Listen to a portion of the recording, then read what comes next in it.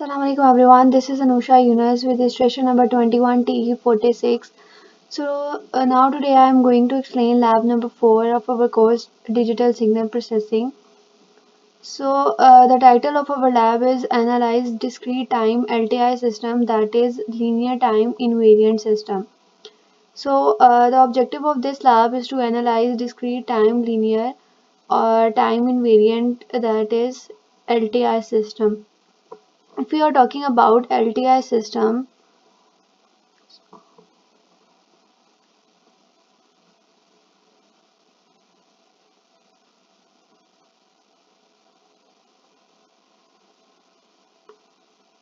this is an LTI system.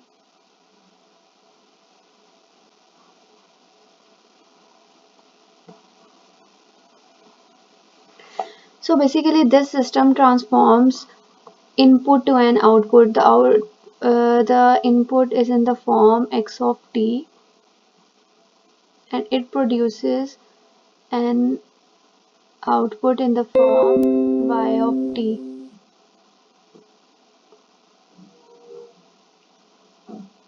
अब basically input इसमें किसी भी फॉर्म में हो सकती है, that is an impulse input और इम्पल्स फंक्शन भी हो सकता है हमारे पास, या कोई भी हमारे पास स्टेप फंक्शन हो सकता है. अब यहाँ पे जिस तरह से हम लोग एक इम्पल्स फंक्शन ले रहे हैं, that is delta of T. So this produces an output that is impulse response in the form h of t, like this. Basically इसमें क्या है कि जब भी हम लोग कोई इम्पल्स फंक्शन या इम्पल्स इनपुट देंगे किसी भी एलटीआई सिस्टम को, तो वो इन द रिस्पॉन्स और इसके आउटपुट में हमें एच ऑफ टी देगा, that is an impulse response.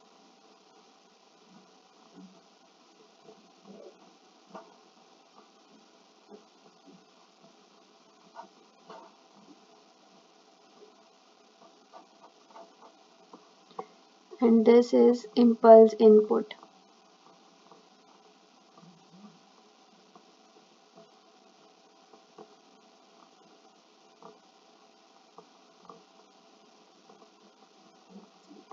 So basically this transformation is done by an LTI system. Basically LTI system will have output in which any delay in input is reflected in the output. Like अगर हम लोग बात करें कि हमारे पास function में delay आ रहा है t माइनस टी नॉट का,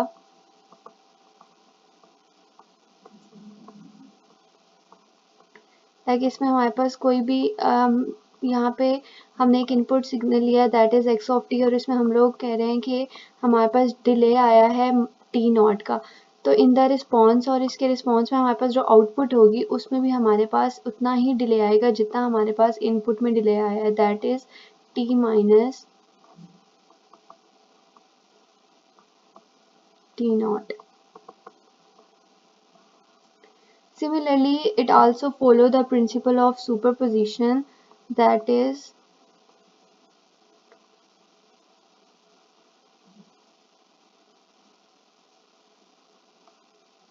सुपरपोजिशन. अब बेसिकली सुपरपोजिशन में हमारे पास क्या होता है कि या तो वो फॉलो कर रहा होता है लॉ ऑफ एडिटिविटी या वो फॉलो करता है law of homogeneity.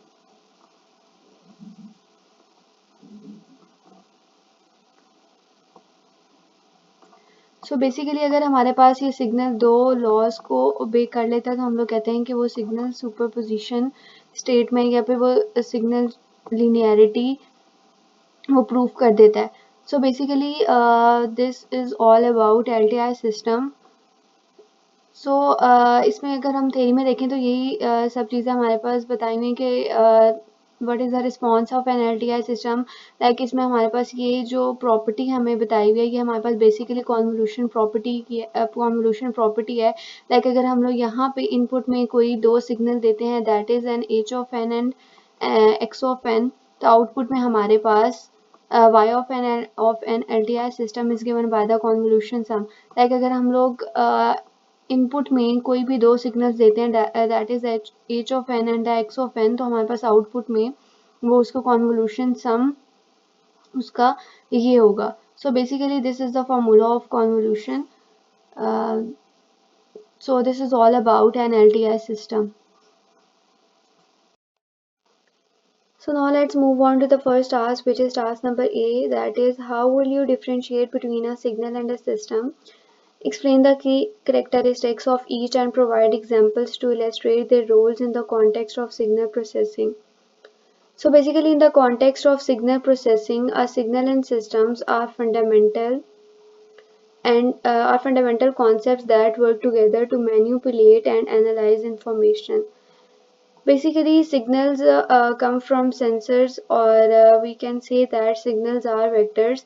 Basically, it can also be defined as relation of one parameter to another parameter, or it can also be considered as physical quantities that change with respect to some independent variables such as time, space, etc.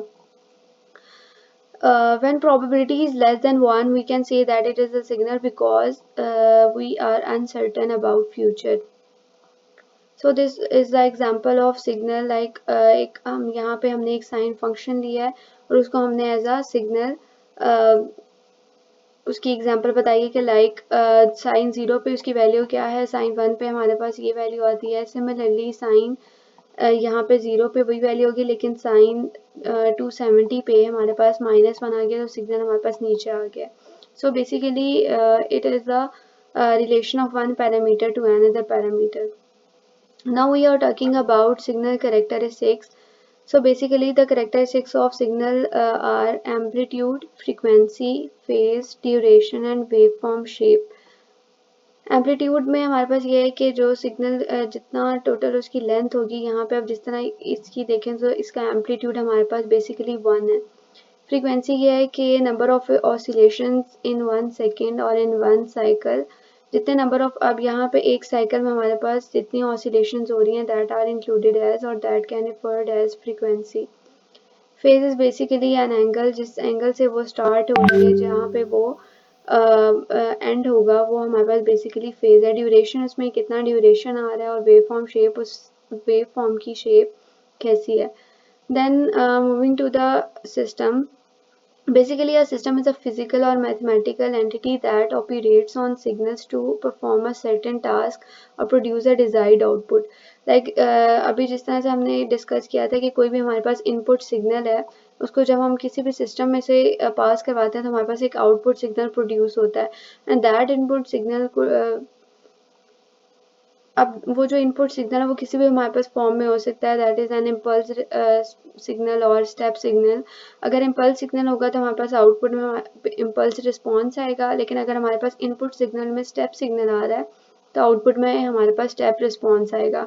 So basically इसमें ये भी बताया हुआ है कि अगर हम input signal में कोई भी चेंज आता है, डिले आता है या कुछ भी आ रहा है उसमें, तो आउटपुट सिग्नल में भी इनपुट सिग्नल के थ्रू वही चेंज आ जाएगा. Then moving on to the system characteristics. System characteristics में बेसिकली सबसे पहले लिनियरिटी है, then time invariance, causality, stability and memory. Basically linearity is basically a principle of superposition, like if it follows law of additivity or law of homogeneity, then it can be considered as linearity. अब law of additivity and law of homogeneity में basically ये है कि अगर दो signals आपस में plus हो रहे हैं और वो एक सिस्टम में से गुजरे हैं तो आउटपुट में भी वो आपस में प्लस ही हो रहे होंगे. और होमोजेनिटी में ये है कि जब हम किसी भी सिग्नल के साथ हम कोई कांस्टेंट या कोई भी चीज़ मल्टीप्लाई करवाते हैं तो वो आउटपुट में भी वैसे ही चेंज प्रोड्यूस करेगी. Then time invariance is basically like अगर हमारे पास इनपुट सिग्नल में कोई डिले आ रहा है तो आउटपुट सिग्नल में भी उसके कॉरेस्पॉन्डिंग डिले आएगा. कॉजैलिटी में बेसिकली ये है कि अगर it depends on past or present value with respect to the input signal. Then stability and memory. So now moving on to the examples. Audio processing. अगर सिग्नल के context में देखें तो so the wave form of an audio file representing sound just like MP3, and the system and equalizer applied to adjust the frequency response of the audio signal. Then moving on to the second one, which is image processing. Basically signal the pixel values in a digital image, और system के corresponding हम देखें, ऐसे system के context में हम लोग देखें तो it is basically a convolutional filter applied to enhance edges or blur parts of the image. अब डिजिटल इमेज में जितने भी हमारे पास पिक्सल वैल्यूज होंगी that are considered as signals, और अगर हम सिस्टम की बात करें तो जो अगर हमने उसमें कोई भी इन्हेंस करना है, एजेस को इन्हेंस करना है, या कोई भी हमारे पास ब्लर पार्ट्स आ जाते हैं इमेज के, उनको हमने सही करना है, या उनको हमने जो भी चीज़ें उनको फिल्टर आउट करना है, तो हम लोग सिस्टम को यूज़ करेंगे. Communication systems then are signal. The modulated carrier wave carrying information just like amplitude modulation and frequency modulation is considered as signal. कोई भी हमारे पास modulated carrier है जो information carry कर रहा है, that could be any signal, sine function और cos function, कुछ भी हमारे पास हो जाता है वो हमारे पास consider होगा as a signal. Then system की अगर हम बात करें तो basically it is a demodulator that extract the original information signal from the modulated carrier. Like इसमें हमारे पास बेसिकली कोई भी मॉड्यूलेशन हो रही होती है, एम्पलीट्यूड मॉड्यूलेशन और फ्रीक्वेंसी मॉड्यूलेशन, लेकिन सिस्टम में बेसिकली क्या है कि अगर हम एक डीमोड्यूलेटर को यूज़ करके हम लोग कोई भी मॉड्यूलेटेड सिग्नल में से हम अपना एक ओरिजिनल सिग्नल एक्सट्रैक्ट कर लेते हैं, तो that is considered as system. So now let's move on to the task B, which is how does linear time invariant system, that is LTI system, play a crucial role in digital signal processing, considering their mathematical simplicity, adherence to the superposition principle, and efficiency in frequency response analysis. Basically, LTI system play a crucial role in digital signal processing due to several key factors. Basically ये जितने भी की factors हैं इनके response में और इनके through हम लोग बता सकते हैं कि लीनियर टाइम इनवेरिएंट सिस्टम किस तरह से यूज़फुल है. So the first one is mathematical simplicity. Basically, in mathematical simplicity, LTI systems are characterized by their simplicity in mathematical representation and analysis. They are described by linear, constant, coefficient differential or difference equations. Then the linearity property enables the use of superposition where the response to a sum of signals is the sum of the responses to each individual signal. Like हमारे पास हमने superposition के concept में बताया था, ये चीज़ basically हमारे पास linear law of additivity है कि हमारे पास कोई भी दो signals आपस में plus हो रहे हैं तो उनके response में हर signal जो है वो individually दूसरे signal के साथ plus होगा, add होगा. Adherence to the superposition principle. Basically, the superposition principle states that the response of an LTI system to a sum of multiple input signals is equal to the sum of the responses to each individual input signal acting alone. So, this property greatly simplifies the analysis of the complex system. Efficiency in frequency response analysis. Basically, LTI systems have a well-defined frequency response which describes how the system processes signals at different frequencies. Basically, because of their linearity and time invariant, LTI systems can be analyzed efficiently in the frequency domain using techniques such as Fourier series, Laplace transforms और Z transforms. Basically अब इसमें हमारे पास यही चीज़ बताई हुई कि linearity और time invariance property को यूज़ करके हम लोग किस तरह से फ्रीक्वेंसी डोमेन में इन चीज़ों को डिस्क्राइब कर सकते हैं, सच एज फोरियर एनालिसिस हो गया, लैप्लास ट्रांसफॉर्म हो गया, etcetera. So understanding the frequency response of an LTI system is crucial in various DSP applications such as filtering, modulation, equalization, and system characterization. So now let's move on to the third task, which is what are the common methods for signal decomposition, especially focusing on techniques like impulse decomposition, step function analysis, even odd decomposition, and Fourier analysis. Explore how these methods contribute to breaking down signals into their applications in signal processing. Basically, signal decomposition differ to the process of breaking down a complex signal into a simpler components or representation that are easier to analyze or process. तो basically यही है कि हम लोग किसी भी complex signal को किस तरह से सिंपलर कंपोनेंट्स में ब्रेक कर सकते हैं या फिर कि इस तरह से हम उसको रिप्रेजेंट कर सकें ताकि वो इजीली एनालाइज और प्रोसेस हो सके. So here are common methods for signal decomposition. So now let's move on to the first one, which is impulse decomposition. Basically, impulse decomposition, also known as impulse response analysis, involves breaking a signal into a sum of scaled and delayed impulse functions. Like basically इसमें यही बताया हुआ है कि किस तरह से एक हमने इनपुट सिग्नल में हमने एक इम्पल्स फंक्शन दिया और आउटपुट में हमने उसको किस तरह से इम्पल्स रिस्पॉन्स जनरेट करवाया. लाइक एक सिग्नल है इम्पल्स फंक्शन या इम्पल्स सिग्नल, उसको हमने ब्रेक किया है उसके स्केल्ड और डिलेड इम्पल्स फंक्शन में.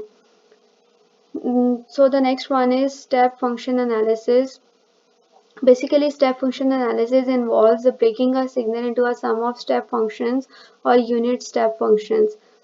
So basically, the step response of a system represents its output when the input is a step function. So basically, इसमें condition या specification यही है कि हमारे पास जो input होगी वो step function होगी.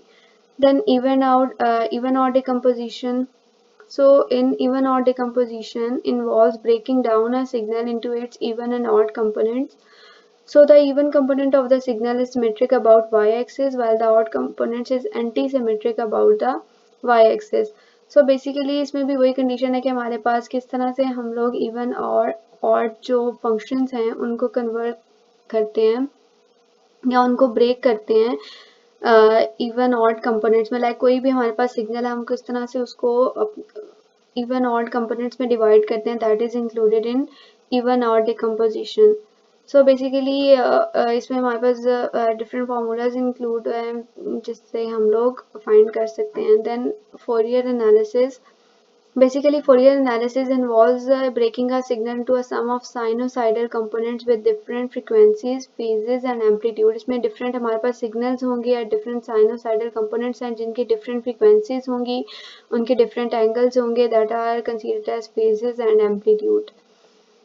Then the Fourier transform converts a signal from the time domain to the frequency domain, revealing its frequency content. As we know that अगर हम लोग फ्रीक्वेंसी ट्रांसफॉर्म की बात करें तो हम लोग बेसिकली फ्रीक्वेंसी डोमेन में होते हैं लाइक, और अगर हम लोग फोरियर सीरीज़ की बात करें तो हम लोग टाइम डोमेन में होते हैं. तो बेसिकली इसमें ये बताया हुआ है कि किस तरह से हम लोग फोरियर ट्रांसफॉर्म को यूज़ करते हैं to convert a signal from time domain to the frequency domain. So now let's move on to its applications. Basically, impulse decomposition and step function analysis are essential for understanding the behavior of linear time invariant system and for designing filters, controllers, and other signal processing algorithms. The next one is even odd decomposition, that is useful for tasks such as noise removal, edge detection, and feature extraction in images and audio signals. And the third one is Fourier analysis. Basically, it is used for spectral analysis, frequency selective filtering, modulation and demodulation, audio compression, image compression, etc. So now let's move on to the task D, which is what is convolution and how does it play a significant role in digital signal processing. Explore the fundamental concept of convolution and elaborate on its importance in various DSP applications such as filtering, signal processing, and system analysis. So here we discuss about convolution. Basically, convolution is a fundamental operation in digital signal processing, that is DSP, that describes how a system responds to an input signal. It involves combining two signals in a specific way to produce a third signal. Like कोई भी हमारे पास signal है, जिस तरह से हमने बात की थी कि कोई भी हम लोग सिग्नल ले रहे हैं एक x of n and the second signal is h of n. जब दोनों को हम लोग सिस्टम में से गुजारेंगे तो वो कॉन्वोल्यूशन सम जब उसको उस पर अप्लाई होगा, कॉन्वोल्यूशन प्रॉपर्टी अप्लाई होगी तो दोनों सिग्नल आपस में एक दूसरे के साथ मल्टीप्लाई होंगे. So that is all about convolution. So in discrete time signal processing, convolution is represented as the sum of the products of corresponding samples of two sequences where one sequence is flipped and shifted over the other. Like अगर हम लोग signal की बात करें, कोई भी signal हमारे पास x of k, तो h n of minus k basically हमारा उसका शिफ्टेड वर्जन या स्केल्ड वर्जन है. देन ये बेसिकली हमारे पास एक कॉन्वोल्यूशन का फॉर्मूला है, that is y of n is equal to summation k is equal to minus infinity to infinity x of k and h of n minus k. ये basically हमारे पास उसका फ्लिप और स्केल वर्जन आया. Basically this one is delayed version, not a flip. ये basically हमारे पास shifted version है, where y of n is the resulting sequence that is output and x of n is the input signal that is जो हमने इसको इसमें convert किया x of k में. Then h of n is the impulse response of the system and n represent the discrete time index. Now importance of convolution in DSP. So the first one is filtering. Basically convolution is extensively used in DSP for implementing linear filters. Basically the impulse response of a filter describes how it responds to an impulse input. Then different types of filters such as low pass, high pass and band pass and notch filters can be implemented using convolution techniques. Then signal processing. Basically convolution play a vital role in various signal processing tasks including signal modeling, system identification and deconvolution. So in signal modeling, convolution is used to represent the response of the system to input signals, enabling the prediction of a system behavior. Then system analysis, basically convolution facilities the analysis of linear time, that is LTI system, or the impulse response of the system characterizes its behavior, and convolution allow the determination of the system response to any input signal. So that this is all about convolution and its importance in DSP. Then moving on to the last task, which is task number E. Why do we correlate two signals and what are the key applications or scenarios where signal correlation is crucial in various fields such as communication systems?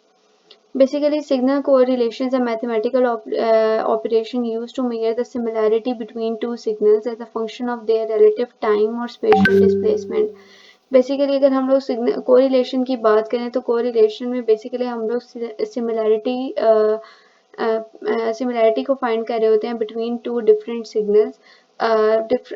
Signal जब हमारे पास different भी हो सकते हैं और इस तरह से भी हो सकता है कि कोई भी एक हमने सिग्नल लिया है, उसको हमने कोरिलेट करवाया है उसी के शिफ्टेड वर्जन के साथ. लाइक हमारे पास इसकी दो टाइप्स होती हैं, क्रॉस कोरिलेशन और ऑटो कोरिलेशन. तो बेसिकली ऑटो कोरिलेशन में हम लोग सिग्नल को उसी के शिफ्टेड वर्जन के साथ कोरिलेट करवाते हैं, लेकिन जो क्रॉस कोरिलेशन है उसमें हम लोग किसी भी सिग्नल को किसी दूसरे सिग्नल के साथ, डिफरेंट सिग्नल के साथ कोरिलेट करवाते हैं ताकि हम उसमें सिमिलैरिटी को फाइंड कर सके. So here are some key applications and scenarios where signal correlation is crucial in various fields. So the first one is communication system. इसमें बेसिकली हमारे पास चैनल एस्टिमेशन है, that is in wireless communication systems. Correlation is used for channel estimation to determine the characteristics of the transmission channel. Or the second one is synchronization. Basically correlation is essential for synchronizing received signals with transmitted signals in systems like spread spectrum communication and code division multiple access, that is CDMA. Then radar and sonar, ये भी हमारे पास basically उसी की एक application that is target. इसमें हमारे पास टारगेट डिटेक्शन एंड ट्रैकिंग है कि किस तरह से हम कोरिलेशन के through target detection and tracking कर सकते हैं. देन डॉपलर शिफ्ट एस्टिमेशन में basically this one includes that correlation helps estimate the Doppler shift induced by the motion of targets relative to the radar or sonar. Then image processing, that in which the first one is pattern recognition. Basically correlation is used for template matching and pattern recognition in image processing applications such as object detection or optical character recognition होगी, that is OCR.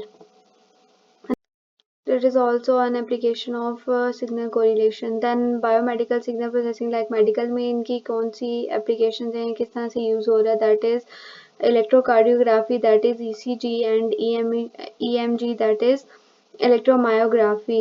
Correlation is used to detect and analyze cardiac events and abnormalities जितनी भी होंगी या cardiac events जो होंगे उसको analyze करेगा. और दूसरे जो मसल एक्टिविटी पैटर्न्स हैं और डायग्नोसिंग जितने भी न्यूरोमस्कुलर डिसऑर्डर्स होंगे और जितने भी हमारे पास मसल एक्टिविटी पैटर्न्स होंगे उनको ये इलेक्ट्रोमायोग्राफी डिटेक्ट करेगा और डायग्नोज करेगा. Then the last one is control systems. So the system identification correlation is used to identify the dynamic characteristics of system by analyzing input-output signal. In signals को analyze करके हम लोग system identification कर सकते हैं. Then feedback control, that is correlation is used to analyze the response of control system to input signals and disturbances. So now let's move on to the first task. इसमें basically हमने एक custom convolution के नाम से एक function बनाना है और then हमने convolution find करनी है दो signals की. Basically ये जो दो signals हैं ये हमने user से लेने हैं और then हमने उनकी convolution find करनी है. So first of all हमने custom convolution के नाम से एक function बना लिया है. Then हमने यूज़र से हमने इनपुट लेनी है. सो हमने एक x डिक्लेयर कर दिया, x वेरिएबल डिक्लेयर कर दिया, that is input enter the first signal. और एट जो है इसमें हमारे पास basically enter the second signal के लिए यूज़ होगा. देन y जो है वो हमने बेसिकली इसमें यूज़ कर रहे हैं कन्वॉल्व x एंड h. जो हमारे पास x है और h है हमने उसको उसकी हमने कन्वोल्यूशन फाइंड करनी है, उसको कन्वॉल्व करना है. सो ये बेसिकली हमारे पास वो वाली कंडीशन है. देन हमने इसको प्लॉट करना है. तो सबसे पहले हमारे पास सब प्लॉट बनेगा 3 1 1, that is for input signal x of n. Then हमने उसमें n बता दिया x लेबल और y लेबल में हम लोग एम्पलीट्यूड बता रहे हैं. Then for impulse response h of n, उसके लिए हम लोग सब प्लॉट करेंगे 3 1 2. and then for 3 1 3 the third sub plot उसमें हम लोग convolution sum बताएंगे x of n का और h of n का. So basically ये हमारा एक सिंपल सा कोड है जिसमें हमने एक फंक्शन बनाया और उस फंक्शन में हमने दो इनपुट सिग्नल्स दिए हैं फ्रॉम यूजर्स और हमने उनको कन्वॉल्व करवाया. देन हमने उनको प्लॉट करवाना है तो उसकी हमने डिफरेंट कंडीशंस यूज़ की हैं. So now let us observe the output. So first of all हमने इनपुट सिग्नल बताना है. कोई भी हम इनपुट सिग्नल ले लेते हैं like 2 5 8 5 and 8. This one is the first signal. Then second signal हम लोग ले लेते हैं 4 9 4 3 9.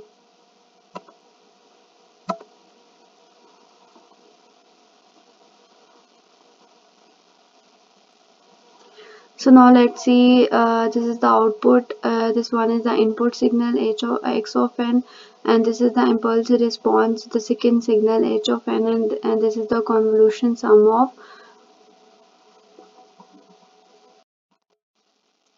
So अगर हम लोग देखें तो ये बेसिकली हमने बताया कि ये इनपुट सिग्नल है. This one is the impulse response, that is h of n, and this is the convolution sum of x of n and h of n. That is the required given formula of the convolution sum. So basically इसमें हमने देखा है किस तरह से हम एक input signal है और दूसरा किस तरह से हम लोग दो इनपुट सिग्नल्स यूज़र से लेके हम उनका कन्वोल्यूशन सम ग्राफिकली भी शो करवा सकते हैं. Now let's move on to the second task. Basically इसमें हमने एक कन्वोल्यूशन ही फाइंड करनी है दो सिग्नल्स की और इसी तरह से हमने दो इनपुट सिग्नल लेने हैं यूज़र से. लेकिन इसमें डिफरेंस ये है कि हमने कन्वोल्यूशन सम फाइंड करना है लेकिन हमने फ्लिप एंड स्लाइड मेथड को यूज़ करके. फ्लिप एंड साइड मेथड क्या था कि कोई भी हमारे पास इनपुट सिग्नल था, हमने उसका इम्पल्स रिस्पॉन्स फाइंड करना होता था और देन हमने उसको यूज़ करके जो हमारा पूरा सिनेरियो था फ्लिप एंड स्लाइड मेथड, उसको यूज़ करके हमने कॉन्वोल्यूशन सम फाइंड करना था इनपुट सिग्नल और इम्पल्स रिस्पॉन्स का, that is y of n। So first of all हमने एक माई कॉन्वोल्यूशन के नाम से एक फंक्शन बना लिया। देन हमने अगर x जो हमने लिया है वो यूज़र से इनपुट लिया है और जिस एज है वो हमारे पास सेकंड इनपुट है फ्रॉम यूज़र। देन हमने इसमें जो लेंथ है वो हमने बता दिया है कि length of x plus length of h minus 1। यहाँ पे हमने n जो लेंथ है उसको डिक्लेयर कर दिया और y जो हमने अरे इनिशियलाइज लाइक जो हमने एक अरे इनिशियलाइज करवानी है ये हमने उसके लिए यूज़ किया है। देन अगर हम लोग देखें कि iterate through each index of the output signal, तो हमने एक फॉर लूप लगाई है that shows iteration through each index of the output signal. Then अगर हमने कॉन्वोल्यूशन सम फाइंड करना है तो उसके लिए हमें k की वैल्यू भी चाहिए होगी और this one is the required given formula.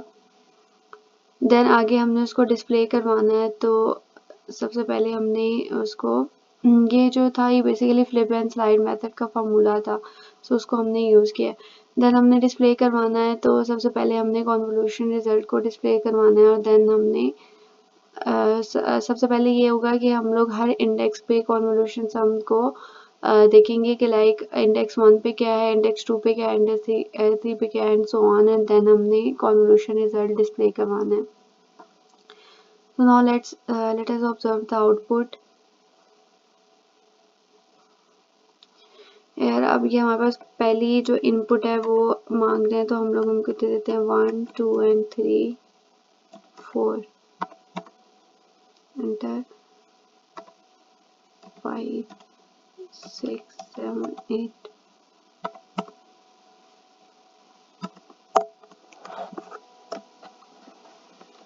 अब हम इसको एंटर करते जा रहे हैं, तो सबसे पहले इसने हमें बताया कॉन्वोल्यूशन रिजल्ट एंड इंडेक्स 1, जो हमारे पास इंडेक्स 1 पे वैल्यू आई है वो 5 है। Then at 16 sorry at index 2 हमारे पास वैल्यू 16 आई है। Then at 34 then at index 3 the value is 34 and so on. इसको एंटर करते जाएंगे।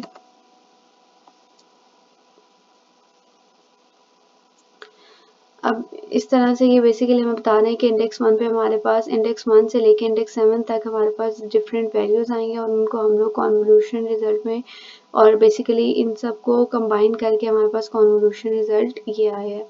सो बेसिकली हमारे पास एक फ्लिप एंड स्लाइड मेथड था जिसको हमने यूज़ करके कॉन्वोल्यूशन सम को फाइंड किया। Then move on to the third task. इसमें बेसिकली हमने एक फंक्शन बनाया है माई कॉन्वोल्यूशन के नाम से, this one.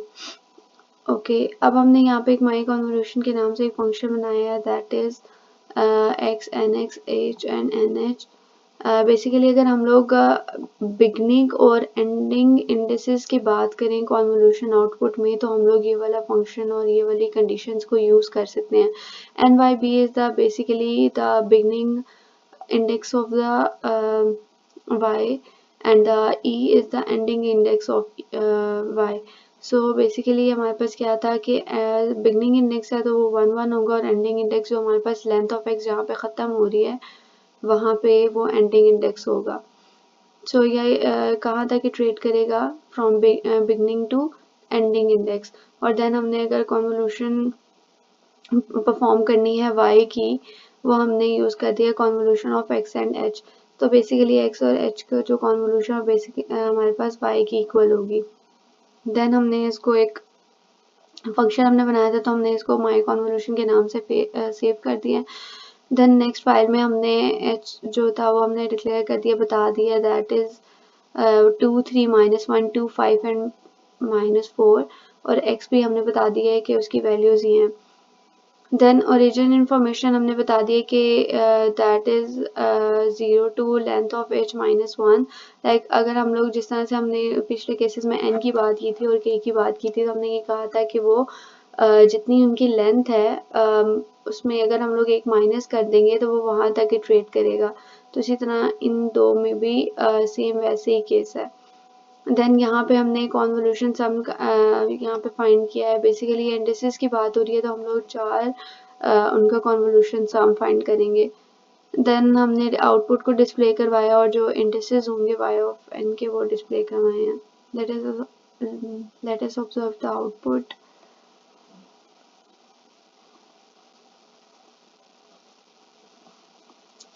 So here we can see this is the output of y of n।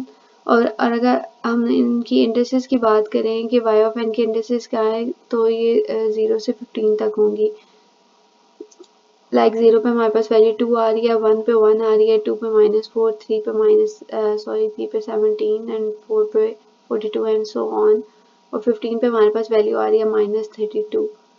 So basically हमने इस तरह से बता दिया किस तरह से y ऑफ n आउटपुट हम लोग फाइंड कर सकते हैं दो सिग्नल्स की, मतलब लाइक हम उनको किस तरह से कन्वॉल्व कर सकते हैं और हम उनके इंडिसेस भी बता सकते हैं। This one is the beginning index and 15 is the ending index.